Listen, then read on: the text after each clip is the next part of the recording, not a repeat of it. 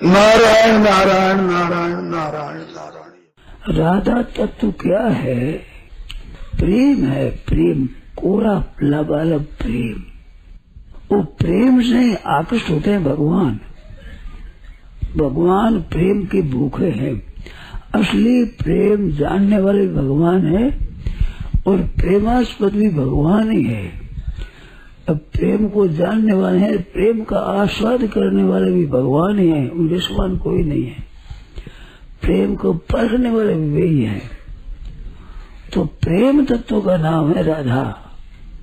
कोरा स्नेह, स्नेह कोरा प्रेम, आकर्षण।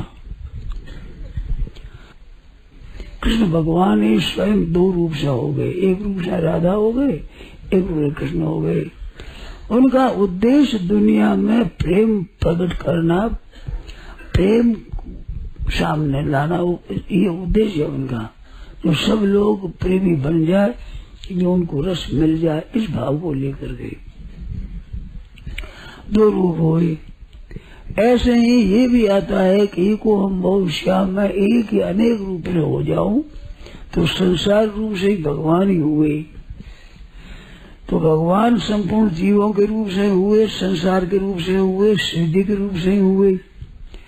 परंतु श्री जी में विलक्षणता ये हुई कि ठाकुर जी से दूर है तो ठाकुर जी की तरफ ही आकर्षण रहा और किसी तरफ आकर्षण कभी हुआ ही नहीं, कभी होगा ही नहीं, कभी हो सकता ही नहीं, संभव ही नहीं। ये विलक्षणता बन रही।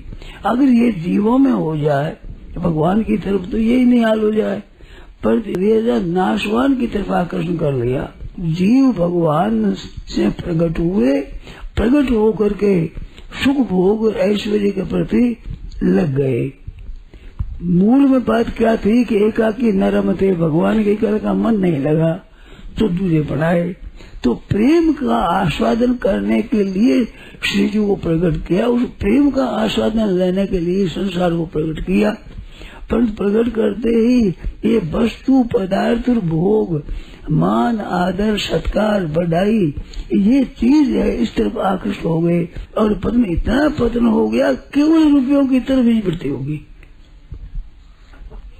अब ध्यान देना, वो बढ़ गया। ऐसे ही प्रेम बढ़ता है तो प्रेम की तरफ श्री जी ठाकुर जी रहे। तो प्रेम में और संसार के आसक्ति कामना में बड़ा भारी अंतर है। सांसारिक भोग और रुपये है अपने सुख लेने के लिए है और प्रेम केवल सुख देने के लिए है।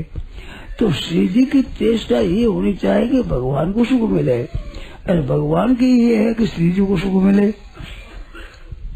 भोगने वाला नहीं है वहाँ, अपना स्वयं भोगने वाला नहीं।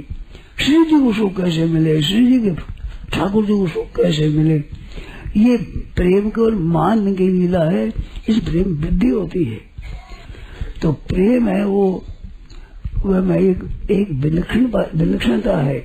दिने दिने नवम नवम नमामि संभवम, दिने दिने नवम नवम, नया नया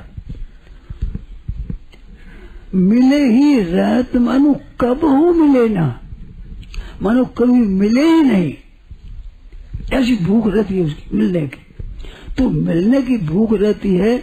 इस वास्ते नारद जी महाराज ने प्रेम में लिखा है कि प्रतिक्षण वर्धमानम, प्रतिक्षण बढ़ता है प्रेम, प्रतिक्षण निरंतर बढ़ता ही रहता है।